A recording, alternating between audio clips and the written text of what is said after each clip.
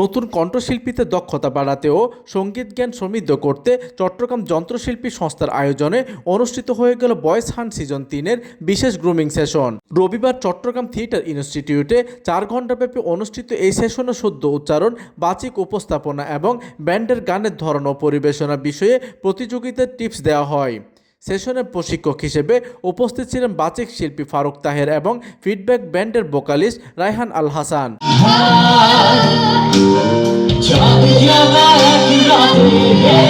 উক্ত অনুষ্ঠানে প্রকৌশলী সমর মজুমদার, চট্টগ্রাম যন্ত্রশিল্পী সংস্থার নেতৃবৃন্দ ও কাপ্তাই প্রেস ক্লাবের সাধারণ সম্পাদক ঝুলন দত্ত সহ সংশ্লিষ্টরা উপস্থিত ছিলেন। এদিকে প্রথম রাউন্ডে ইয়েস কার্ড পাওয়া 42 জন প্রতিযোগী এতে অংশ নেন। আয়োজকদের লক্ষ্য এই গ্রুমিংয়ের মাধ্যমে নতুনদের দক্ষ শিল্পী হিসেবে গড়ে তোলা। প্রতিনিধির তথ্য ও পাঠানো চিত্রে ডেস্ক নিউজ, দিগন্তের বার্তা 24, চট্টগ্রাম।